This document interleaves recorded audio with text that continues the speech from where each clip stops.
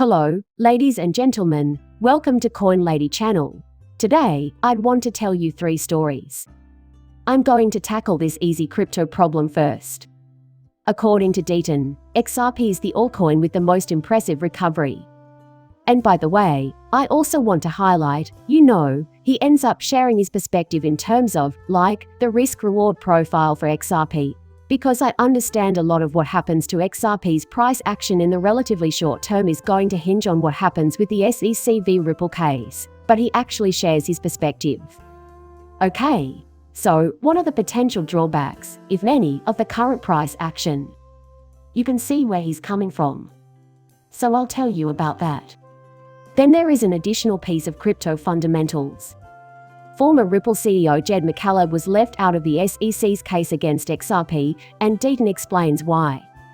And that's something I haven't mentioned in a while on the channel, but it's always been a mystery to me considering that Jed McCaleb is the one who came up with the idea for XRP.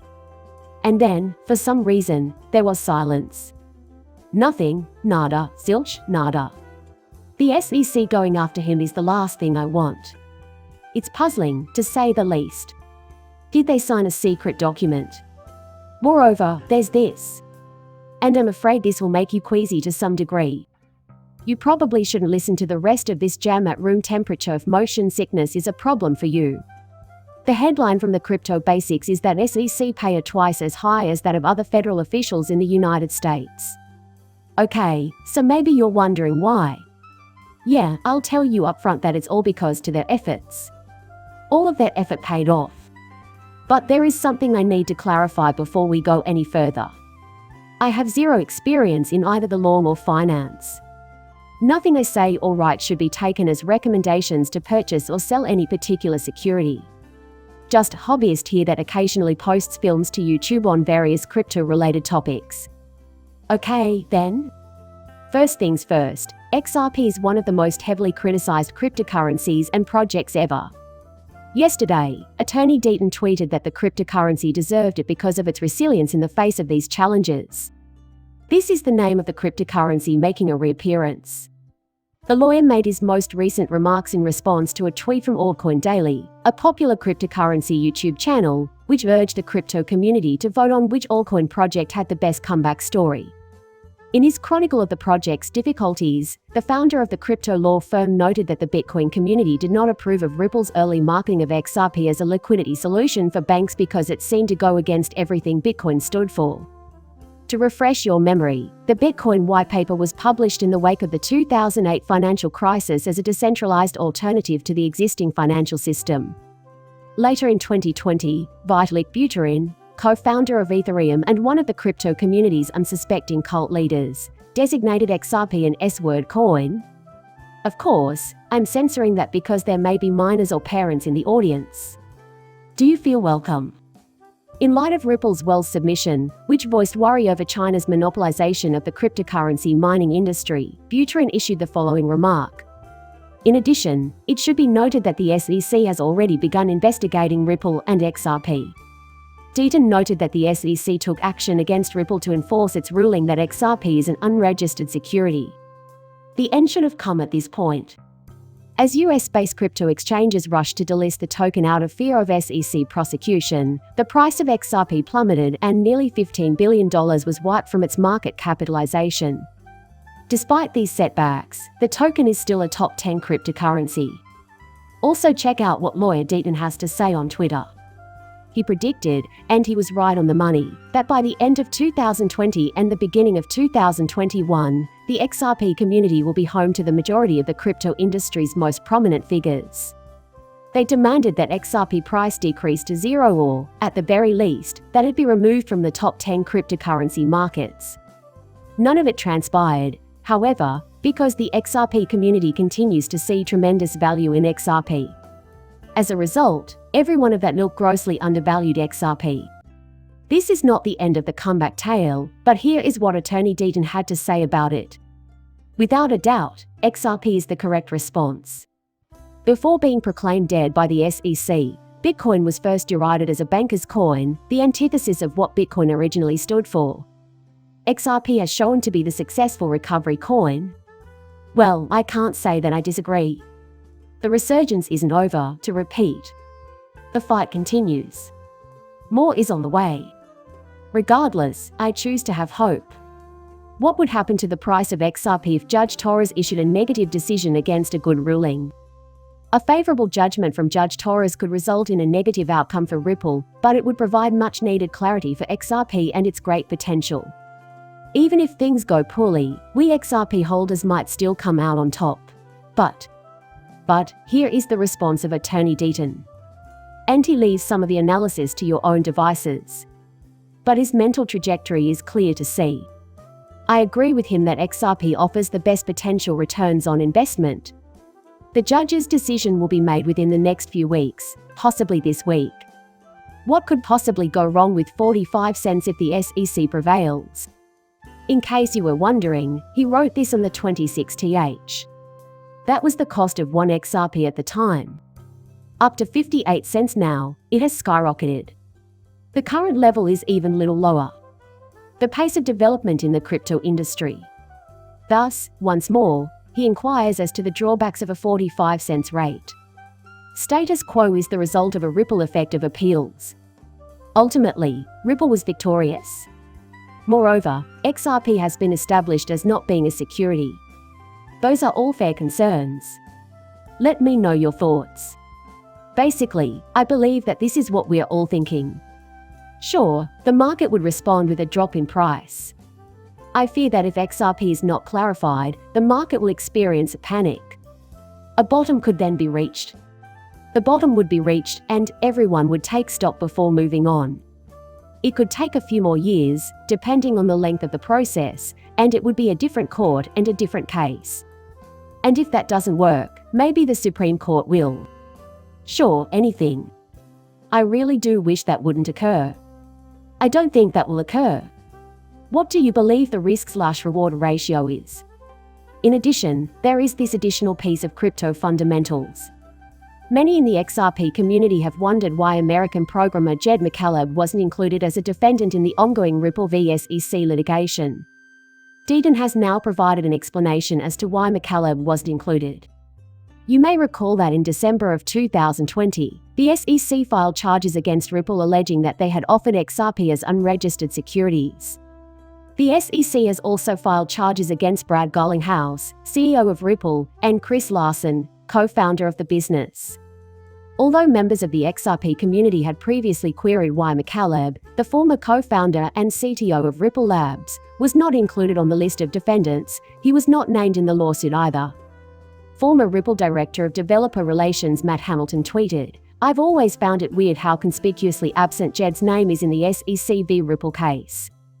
I assume that most of us have wondered something similar at some point in our lives. I don't even know where to begin with that. Was he providing the SEC with information that would have been extremely difficult for them to obtain otherwise in exchange for a promise of immunity? Only conjecture may be made. I can't say. I've never come across any proof supporting that claim. It's really weird though. We're still at peace." The tweet breathed new life into the contentious issue that has dogged SEC's case. As was to be expected, different claims were made by ZP community members in the comments section, with some suggesting that McCaleb had volunteered to act as a whistleblower for the SEC. But what did John Deaton, the attorney, have to say about it? You know, I know a lot of folks out there don't like Jed McCaleb, but I'll tell you what he said is something I very much appreciate, and I've said stuff along these lines of thought. They don't like what he's said or done, especially since he's created what many see as a rival cryptocurrency in Stellar Lumens. Since leaving, he has been very vocal about his desire to have no further involvement with XRP. At this point. So, he has unloaded his baggage and all that stuff, and it has made a lot of people in the community not be so much of a fan of him. But I'm quite grateful to Jed McCaleb since, without him, there would be no XRP. If it weren't for Jed McCaleb, I wouldn't even be here talking to you. Okay, now I see. After a disagreement in Ripple's early days, he stopped working on XRP and wanted no part of the company. All of his XRP has been sold. It took him forever, and now he's off doing other things.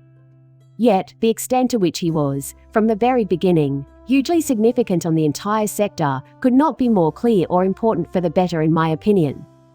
Therefore, it was refreshing to see Attorney Deaton present a viewpoint I found to be rather plausible. And if you disagree, that's okay, too.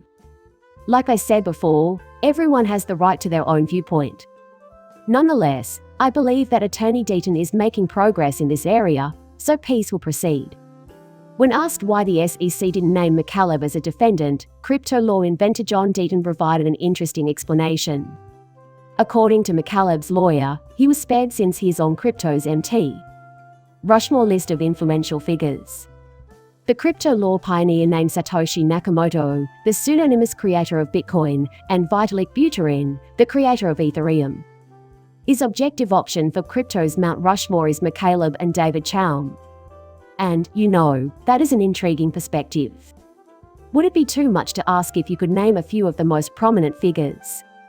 Just so I can smack David Schwartz on the face. Quite maybe a few others, too. Do you get what I'm trying to say?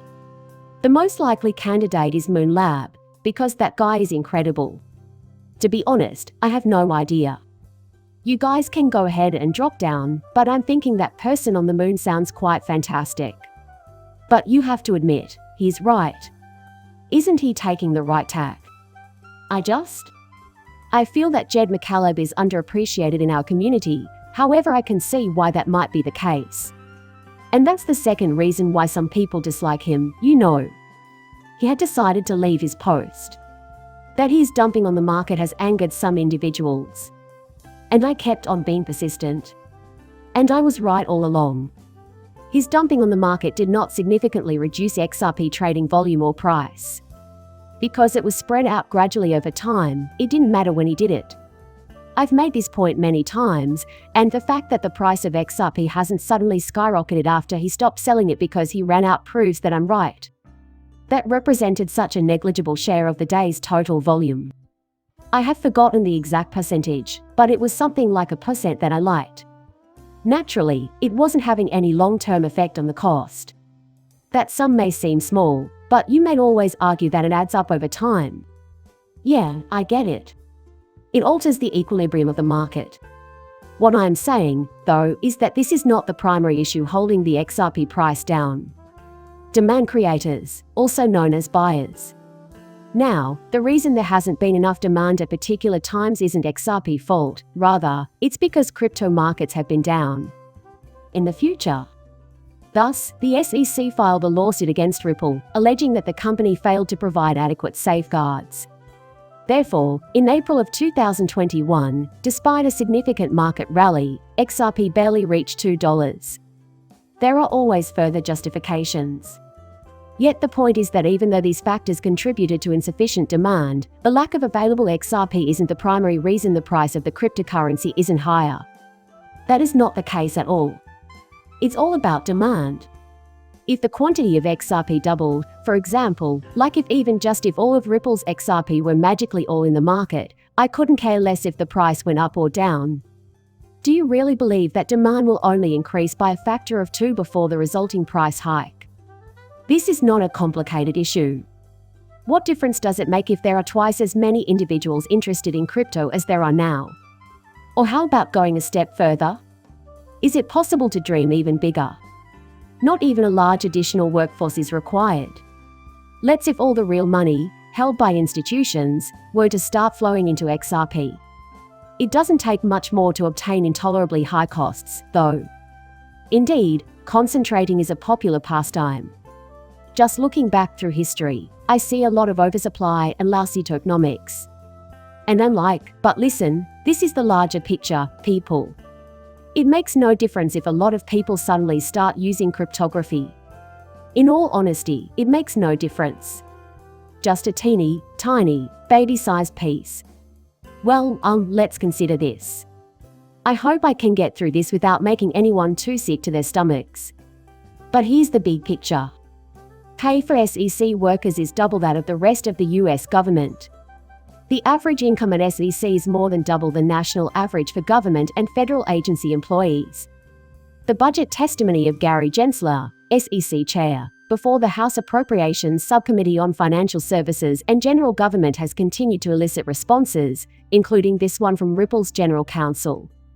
Elena Terrett, a Fox Business journalist, released a copy of SEC's proposed budget for fiscal year 2024 a few hours before the witness was scheduled to testify.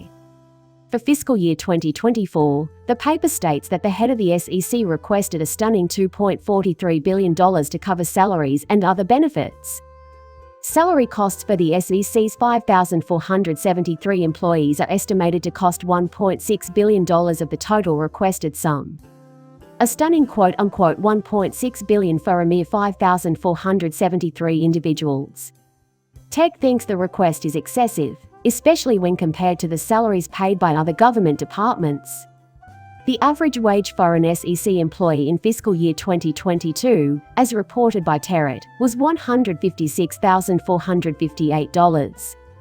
In comparison to salaries at other federal agencies, the average wage for SEC personnel was 115.9% higher last year, and salaries for all government workers were 125.6% higher.